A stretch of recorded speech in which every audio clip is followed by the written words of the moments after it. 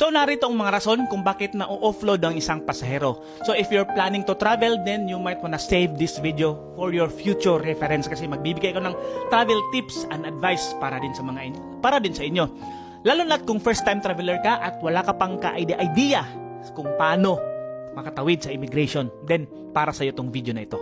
Sa mga di nakakalam, my name is Chris, I live in Macau, and if you want to test my credibility when talking about this kind of topic, then you may check my profile here on Facebook or TikTok.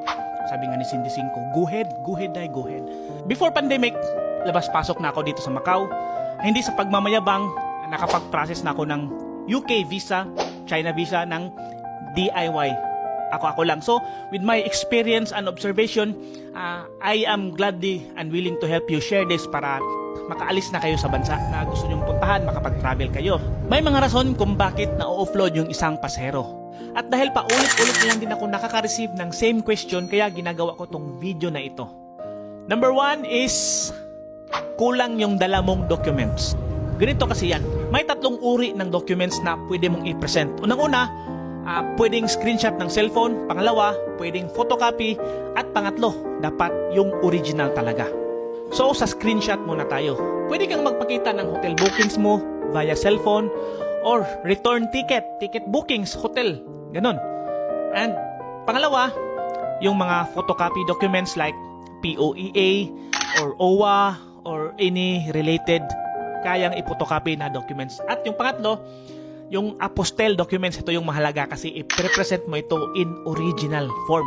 Kaya nga, pina-apostle yan kasi dapat mong dalhin ng original. Now, kapag ibibigay mo yan, ipapakita mo yan through cellphone lang, that is considered invalid. So, that means lacking of documents ka. Number 2, hindi tugma yung story mo based on interview sa document na dala mo. Magbibigay ko ng halimbawa.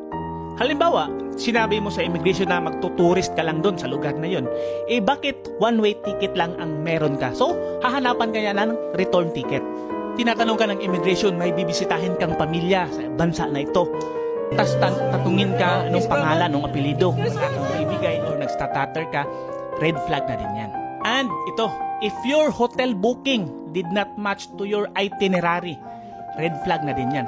Halimbawa, dito sa Macau, tourist yung status mo, sabi mo sa immigration. Pero, yung duration ng stay mo, nakikita sa immigration is 4 weeks.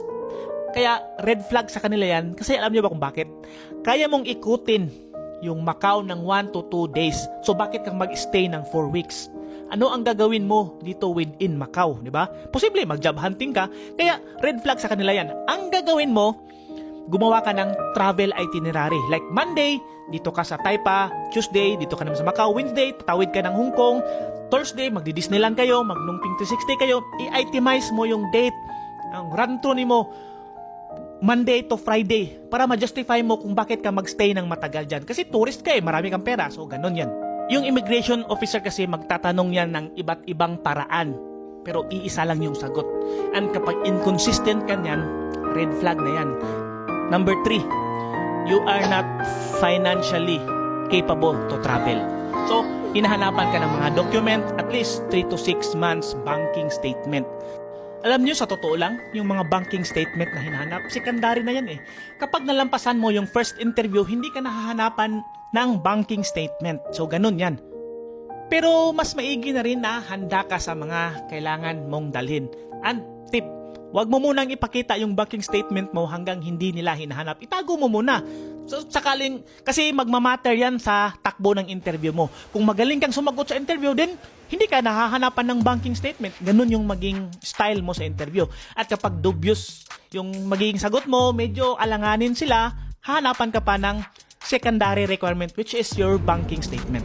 Mahalagang dokumento nito is yung certificate of employment mo, yung ITR mo, yung credit card score mo, your bank statement, any financial documents na mag-prove na able and capable ka to travel within your own expenses.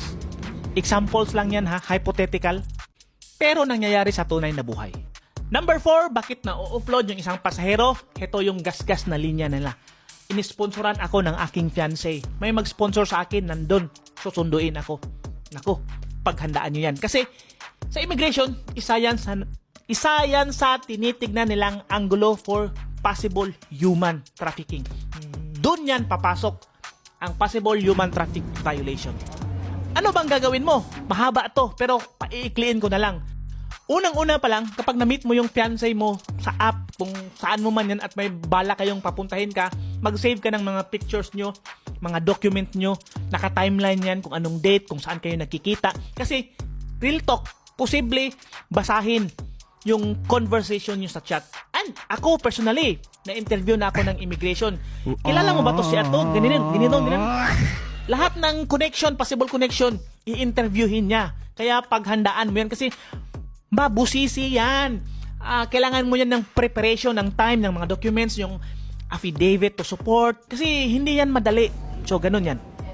At kapag hindi mo yan kayang panindigan, wag mo yan idadahilan. Kasi haharangin ka talaga ng immigration. Maniwala ka sa akin. Again, hindi sila against sa love life mo, sa mga plano mo sa buhay. Sinisiguro lang nila na hindi ka mabiktima ng human trafficking kasi ganun yung mandato ng immigration officer sa Pilipinas. Panglima, kung bakit na-offload yung isang pasahero is depende sa takbo ng interview. Kapag hindi ka marunong sumagot at kapag nagsisinungaling ka, makikita yan sa demeanor mo, sa physical appearance mo. For example, nakaganon ka sa interview, yung pag kinausap ka, nakaganon ka, nakatingin ka doon, nakatingin ka, nanginginig ka, pinagpawisan ka, factors yan na kinoconsider habang ini-interview ka nila, inoobserbahan ka nila kung ano yung magiging sagot mo. At yung magiging sagot mo, parang maging domino effect na yan. Kaya yung iba, mapapansin mo, hinanapan siya ng maraming dokumento samantalang ikaw, walang masyadong document na hinanap sa'yo, ikasamahan mo naman siya, same lang yung pupuntahan nyo, same lang yung naging status nyo. It's because siya, magaling siyang sumagot samantalang ikaw, hindi ka galingan magsumagot, kaya maraming secondary documents ang hanapin sa'yo. Yung iba pa, yung worst, dadalhin ka sa third level, yung closed door interview. So, kapag nagsasabi ka ng totoo, harap-harapan mo siyang kausapin sa mata with full confidence. Pero kapag during interview, nagaganon ka, yung mga stutter words mo, tanggalin mo, relax your muscle, tas yung statement mo, hindi consistent, contradicting sa mga documents mo, boom, red flag na yan. Ito, pang-ilan na ba to? Pang-5 or pang-6? Past mistake record mo dito sa immigration. Any record mo nga hindi mo pa naayos kasi nandyan yan, a-appear ulit yan sa Bureau of Immigration officer. Halimbawa, kaya nga ini-scan yung pag-scan ng passport mo, automatic magre-reflect yan kung anong past history record violation mo na hindi mo pa naayos. Yung malinis na travel record. Halimbawa, pupunta ka ng Hong Kong, sasabihin mo, 1 week lang ako dun. After 1 week, umuwi ka. So, clean record yan. And, take note, kapag may travel history ka na, iba na yung treatment ng immigration officer sa'yo compared sa first-time traveler ka. Magandang factor yan na may travel record ka na. Kaya, yung balak na kumukuha ng ibang mahihirap na visa like Schengen, US, pumupunta muna sila sa ibang bansa just to have a travel record. Pumupunta sila sa Hong Kong, sa Macau, kailangan matatakan yung passport nila para mas madali, mas magaan silang makakuha ng mga hirap kunin na visa. Parang resume mo na yan sa mga travel records mo. You're being honest, you're being truthful. And lastly, ino-offload nila yung pasahero base sa lugar na pupuntahan mo. Paliwanag ko lang yung immigration kasi updated yan sa mga intel reports, updates kung ano yung mga hotspot na mga bansa na mahirap pasukin or bawal papasukin yung mga Filipino dahil napag-alaman nilang prone ito sa human trafficking or labor abuse. So, ganun yan. Magkakaroon sila ng notice yan. And kapag ordinaryong Pilipino ka lang na pumupunta doon, malamang hindi ka palulusutin kahit kompleto ka sa documents. So, just to protect you. Ganun lang yun. And that's it guys, sana nakatulong yung video na ginawa ko. If you want to know more about life and story here in Macau, don't forget to follow this TikTok account or kung saang platform man ito napanood, either sa TikTok or sa Facebook, because I will be sharing you more travel tips, guide and advice, and as well as, wait. Kung may gusto ka pang paglilinaw na gusto mong klaruhin at linawin, feel free to leave a comment at hahanapin natin yan ng kasagutan. Gagawa natin yan ng video sa susunod para may upload tayo at may mapakinabangan din sa susunod na manonood nito. Thank you for watching. Peace! Bye-bye!